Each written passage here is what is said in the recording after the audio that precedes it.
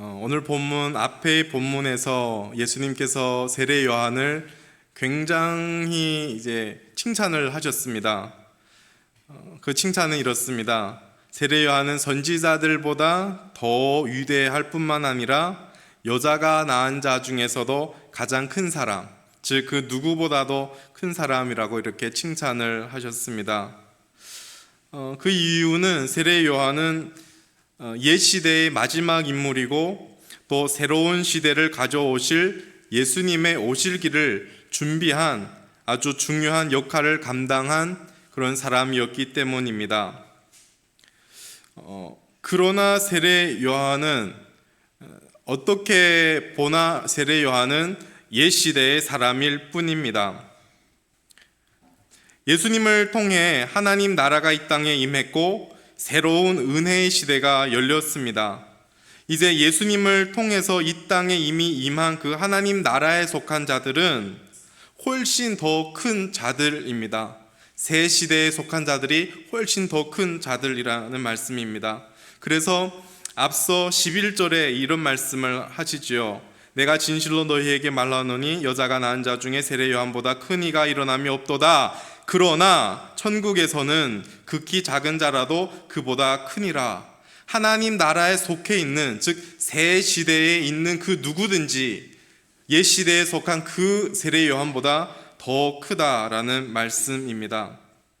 설령 그 사람의 믿음이 적은 자라고 할지라도 또는 세례 요한처럼 굉장한 사명을 감당하지 못했어도 그 사람은 하늘나라에 속해 있다면, 새 시대에 속해 있다면 그는 위대한 그 세례 요한보다도 더 큰 자이라는 말씀입니다. 이것은 어떤 믿음의 차이도 아니고 자기가 감당하는 어떤 사역의 차이도 아닙니다. 그 차이는 오직 새 시대에 속했느냐 혹은 옛 시대에 속했느냐 그 차이입니다. 따라서 예수를 믿어서 하나님 나라에 속한 새 시대의 신자는 복된 자들입니다.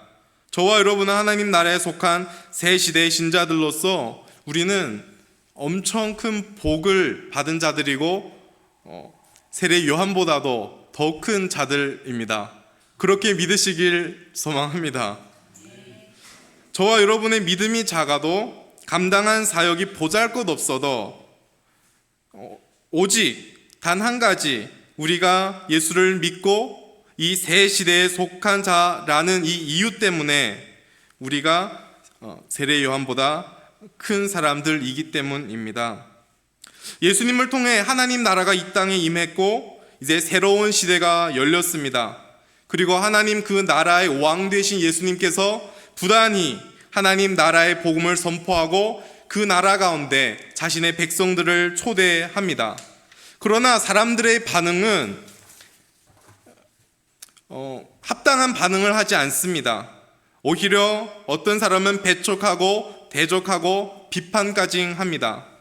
예수님께서는 오늘 본문의 말씀을 통하여 반응하지 않는, 또 어떻게 보면 합당한 반응을 하지 않는 당시 그 세대를 지적하고 있습니다. 오늘 이 시간 하나님 나라에 대해 선포함에도 불구하고 반응하지 않는 그 시대를 통하여 오늘 이 시대를 살아가는 우리 자신을 바라보길 원합니다. 예수님께서 당시 세대를 비유로 말씀하십니다. 16절, 17절 말씀인데요. 우리 다시 한번 한 목소리로 이번에 읽도록 하겠습니다. 16, 17절 시작. 이 세대를 무엇으로 비유할까? 비유하건대 아이들이 장터에 앉아 제 동물을 불러 이르되 우리가 너희를 향하여 피리를 불어도 너희가 춤추지 않고 우리가 슬피 울어도 너희가 가슴을 치지 아니하였다 함과 같도다. 지금 예수님께서는 예수님의 그 당시 세대를 어린아이들이 장터에서 놀이하는 그 모습에 비유하고 있습니다. 당시 이스라엘 풍습에 따르면 결혼식에서 피리를 불면 주로 남자들이 거기에 맞추어서 춤을 추었다고 합니다. 그리고 장례식에서는 여인들이 애곡하는 소리에 맞추어서 가슴을 치면서 비통해 했다고 합니다.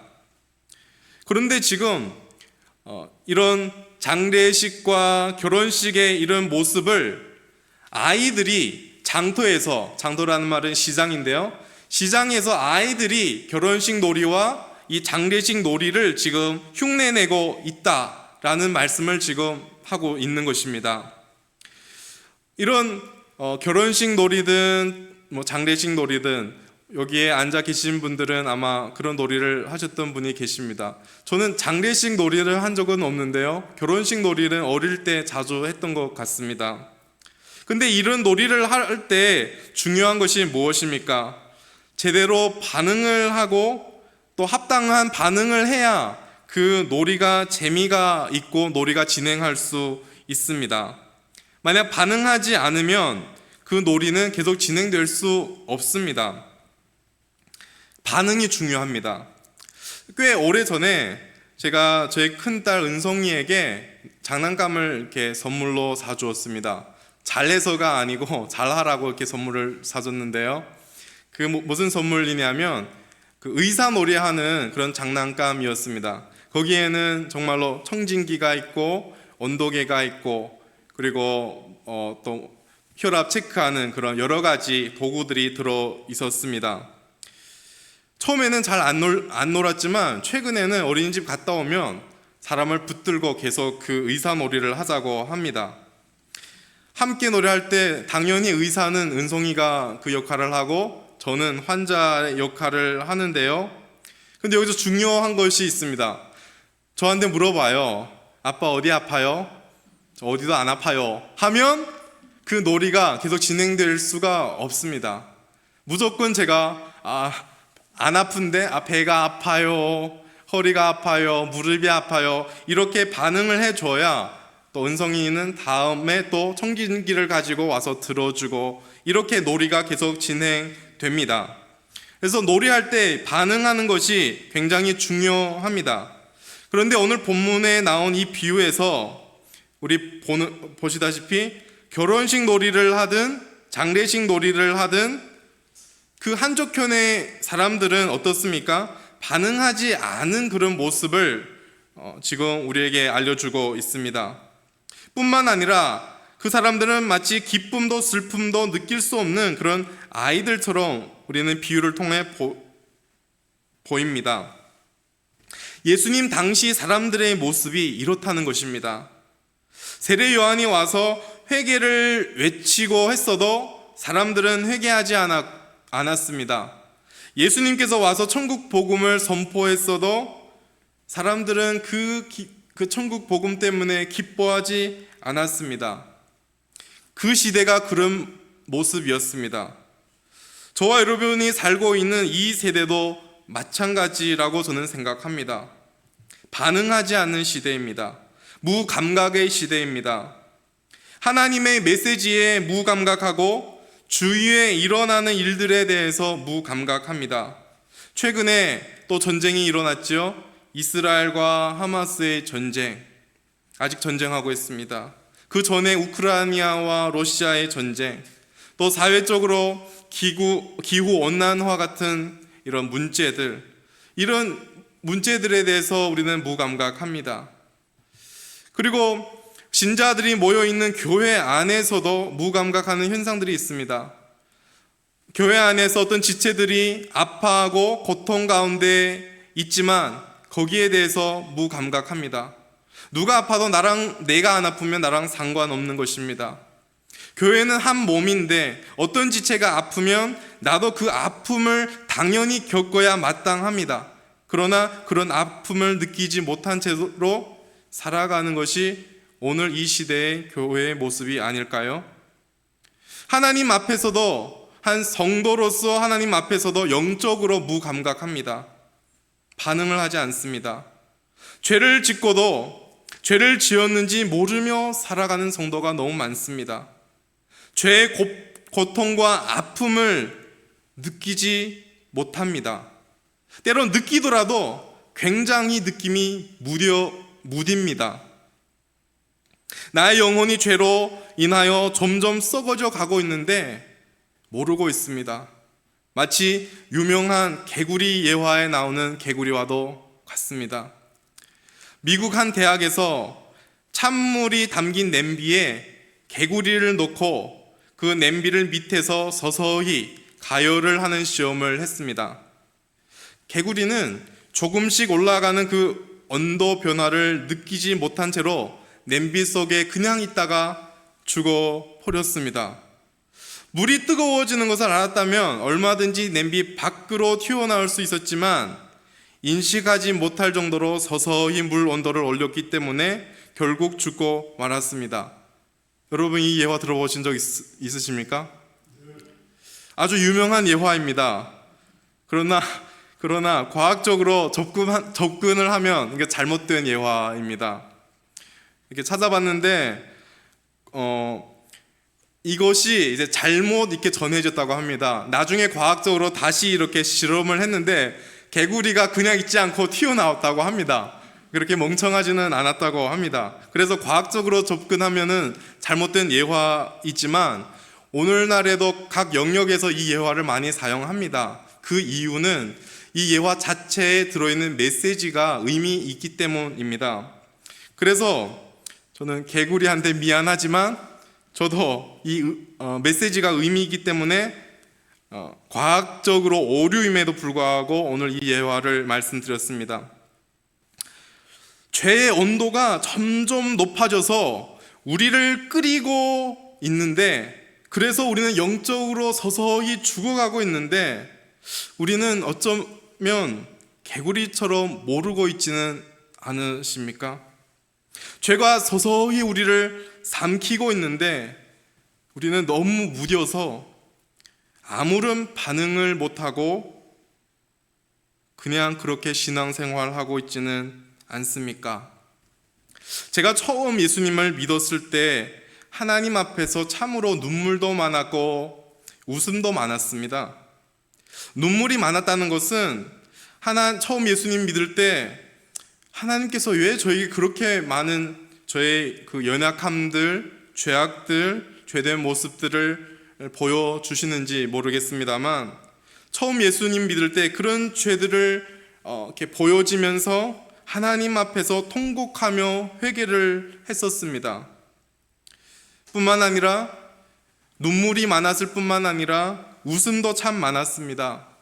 비록 그때 제가 성경에 대한 지식도 많지 않았고 신학도 안 다녀서 신학에 대한 지식도 적었습니다. 가진 것도 없었습니다. 가정도 이루지 않았고 자기의 집도 없고 적금도 1푼도 없고, 그렇지만 예수님 한 분만으로 언제나 떳떳했고 행복하고 기뻐했습니다. 나를 구원해 주신 그 주님을 생각하면 아무것도 없어도, 의지할 사람도 없어도 예수님 그 한 분만으로 행복했고, 그것만 생각하면 제 집이 아니지만 교회가 한 모퉁이에서 자면서도 웃음꽃이 피었습니다. 그러나 이 말씀을 준비하면서 요즘 저의 신앙을 돌아보면 눈물도 웃음도 사라진 저의 모습을 보게 되었습니다. 죄에 대한 회개가 저의 삶에서 사라졌습니다. 그리고 구원의 기쁨은 저의 입으로는 그렇게 말하지만 사실 저 내면 속에서는 사라졌다라고 표현은 못했지만 너무 약하게 변해버렸습니다. 하나님께서는 언젠가부터 저에게 그런 부담과 감동을 주시더라고요. 저에게 기도를 우선순위로 하라는 부담을 꽤 오래전부터 주셨습니다. 그래서 그 부담을 가지고 여러 차례 부담을 주셨는데요, 겨우겨우 시도를 했습니다. 그런데 또다시 실패하는 저의 모습을 보게 되었습니다. 기도를 소홀히 하는 저의 모습이었습니다. 그리고 기도를 하더라도 저의 그 기도를 한번 이렇게 객관적으로 생각을 해 보았는데요, 죄에 대한 그 자각, 죄에 대한 회개의 기도가 저의 기도 속에는 없었습니다. 죄에 대해 민감하지 않고 영적으로 무뎌진 저의 모습이었죠. 울어야 하는데 눈물이 없고, 웃어야 하는데 기쁨이 사라진 저의 모습이었습니다. 하나님이 주시는 부담, 하나님이 주시는 그 메시지에 반응을 제대로 하지 않는 모습이 곧 저의 모습이었습니다. 오늘도 핸드폰을 가지고 이렇게 카카오톡을 하는데 한성 목사님 그 프로필이 이렇게 빨간 점이 생기면서 뭐가 갱신됐다는 것을 알려주었습니다. 근데 제가 솔직히 뭘 갱신된지를 몰랐지만 들어가 보니 그 배경 속에 기록한 이런 글을 또 보게 되었습니다. 이렇게 글이 기록되어 있습니다. 기도하지 않고 하나님께 무엇을 기대하는 것은 장바구니에 물건을 담고 결제를 누리지도 않고 물건을 기다리는 것이다. 이걸 보면서 저는 또 다시 하나님께서는 또 이런 방식을 통해서 한 번 더 기도하지 않는 저의 그 연약함, 기도하지 않는 죄를 보게 한다라고 저는 생각했습니다. 그리고 하나님은 저의 반응을 기다리고 계시지요. 여러분은 어떻습니까? 하나님의 메시지에 반응을 하고 계십니까? 애곡하라는 하나님의 음성에 눈물을 흘리면서 회개하고 있습니까? 하나님의 피리 소리에 춤을 추며 기뻐하고 계십니까? 춤을 추어야 할 때 춤을 추며 기뻐하고 울어야 할 때 울어야 하는데 저와 여러분은 반응을 잘하고 계십니까? 춤을 추어야 할 때 춤을 추고 기뻐하고 춤을 추며 기뻐하고 울어야 할 때 우는 그렇게 합당한 반응을 하는 저와 여러분이 되시길 소망합니다. 예수님은 비유를 말씀하신 뒤에 또 요한의 사역과 예수님의 사역을 말씀하시면서 그에 대한 이 세상의 반응을 정확히 말해서 종교 지도자들의 반응을 다시 한번 강조하고 있습니다. 18절 19절 말씀입니다. 18절 19절 말씀 우리 함께 읽어보도록 하겠습니다. 시작. 요한이 와서 먹지도 않고 마시지도 아니하매 그들이 말하기를 귀신이 들렸다 하더니 인자는 와서 먹고 마시매 말하기를 보라 먹기를 탐하고 포도주를 즐기는 사람이여 세리와 죄인의 친구로다 하니 지혜는 그 행한 일로 인하여 옳다함을 얻느니라. 아멘. 세례 요한이 왔을 때에는 그의 메시지는 회개와 심판의 내용이었습니다. 그리고 세례 요한의 삶은 금욕적인 삶이었습니다. 마태복음 앞부분 3장에 펼쳐보면 세례 요한의 그 삶과 메시지가 1절부터 쭉 나옵니다. 세례 요한은 광야에서 살았고 낙타털 옷을 입고 허리에 가죽띠를 띠면서 음식은 메뚜기와 석청이었습니다. 그리고 그의 전한 메시지는 마태복음 3장 7절에서 12절에 보시면 당시 종교 지도자들의 심각한 영적 위기를 지적하면서 회개하라고 외쳤습니다. 세례 요한은 회개함으로써 앞으로 메시아와 함께 임할 천국을 맞이할 준비를 하라고 외쳤습니다. 그러나 세례 요한의 메시지에 종교 지도자들의 태도는 완악했습니다. 그의 심판의 메시지에 세례 요한을 비판했습니다. 세례 요한을 향하여 뭐라고 말합니까? 오늘 본문에 나온 그 말이지요. 왜 먹지도 말고 마시지도 말고 금식하며 자기를 괴롭히는가? 귀신이 들렸는가 보다. 이렇게 악한 말로 세례 요한을 비판했습니다. 세례 요한의 그 애곡하는 소리에 그들은 회개하지 않았습니다. 그렇다면 예수님에 대한 그들의 반응은 또 어떻습니까? 이제 세례 요한이 감옥에 잡히면서 세례 요한은 서서히 무대 뒤로 물러가고 예수님이 무대 중앙에 등장하시면서 본격적으로 공생의 사역이 시작됩니다. 예수님은 이 세대에 하늘나라와 구원을 가져오셨습니다. 진정한 기쁨과 회복을 가져오셨습니다. 그것을 상징하는 먹고 마시는 잔치가 예수님의 사역 가운데 계속 일어났습니다. 그런데 그 잔치 가운데 가장 먼저 초대된 사람은 메시아를 그토록 기다리던 종교 지도자들이 아니라 오히려 세리와 죄인들이었습니다. 예수님께서는 오셔서 제일 먼저 정치적으로 종교적으로 억압받고 온갖 폭력에 시달리며 소망을 잃은 그런 사람들을 불러서 그 사람들과 함께 먹고 마셨습니다. 잔치를 베푸셨습니다. 예수님은 죄인들의 친구가 되어 주셨습니다. 오늘 마태복음을 기록한 이 마태도 그 세리 가운데 한 명이지 않습니까? 그러나 종교 지도자들이 예수를 향해서도 이렇게 기쁨의 소식을 전하고 잔치를 베푸는 그런 모습을 보면서 종교 지도자는 다시 한번 비판합니다. 예수를 향하여 먹기를 탐하고 포도주를 즐기는 사람이라고 이번에는 비난합니다. 예수님은 기쁨을 가져오셨고 하늘나라 구원잔치를 베풀었지만 종교 지도자들은 그 기쁨에 참여하는 것을 거부했습니다. 뿐만 아니라 악의적으로 적대적이며 비난을 쏟았습니다. 저 사람은 먹기를 탐하는 사람이요 술을 즐기는 자요 세리와 죄인의 친구다라고 비난했습니다. 예수님은 피리를 부셨지만 종교 지도자들은 거기에 합당한 춤을 추지 않았습니다.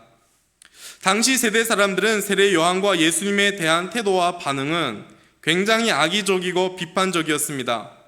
죄를 슬퍼하고 회개하라고 외쳐도 싫다고 거절을 했습니다. 죄사함의 은혜를 전하며 기쁨의 시대가 왔다고 전해도 그것도 싫다고 거절했습니다. 둘 다 싫다고 거절했습니다. 왜냐하면 그 두 사람이 전하는 그 메시지가 모두 다 자기들이 원하는 그런 메시지가 아니었습니다. 자기 중심으로 세례 요한과 예수님이 전한 메시지를 듣다 보니까 들을 만한 내용이 전혀 없었던 것입니다. 저는 여기서 아주 짧은 그런 적용을 나누고자 합니다. 하나님의 그 메시지가 전해지는데 들리지 않고 반응하지 않는 이유는 무엇일까요? 자기 중심성을 기준으로, 자기 중심으로 그 메시지를 듣고 있기 때문입니다. 내가 원하는 메시지만 내가 듣고 내가 원하지 않는 메시지는 걸러낼 때 우리는 당연히 하나님의 메시지를 들을 수도 없고 들을 수 없으니까 거기에 합당한 반응도 일어나지 않는 것입니다.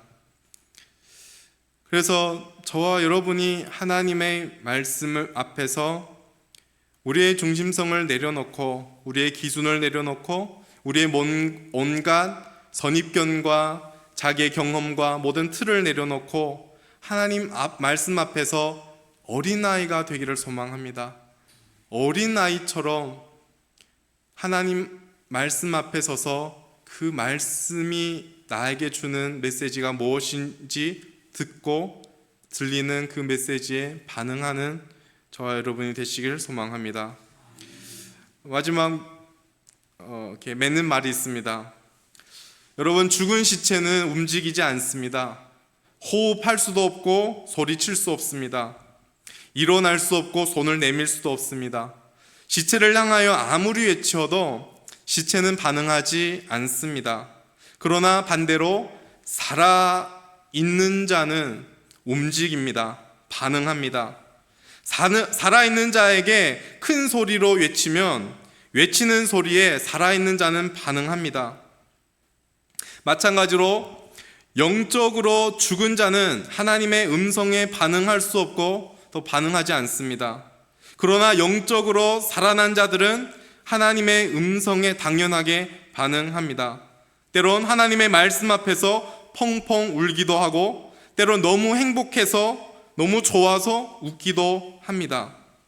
죄 때문에 가슴치며 통곡하는 일은, 우는 일은 부끄러운 일이 아닙니다. 죄를 지었는데도 죄를 자각하지 못하는 것, 죄를 인식했는데도 통곡하고 회개하지 않는 것이 부끄럽고 비참한 것입니다. 죄 때문에 가슴치며 통곡한다는 것은 내가 살아있다는 증거입니다. 통곡한 후에 우리는 하나님의 위로와 만지심을 경험하며 더 크게, 더 환하게 웃을 수 있습니다. 사랑하는 천흥교회 성도 여러분, 하나님 앞에서 때론 울고 때론 웃는 반응을 한다는 것은 저와 여러분이 살아있다는 증거입니다. 다시 하나님 앞에서 울어야 할 때 울고 웃어야 할 때 웃으며 춤출 때 춤추는 그런 눈물과 웃음과 춤이 회복하는 은혜가 저와 여러분의 있기를 소망합니다.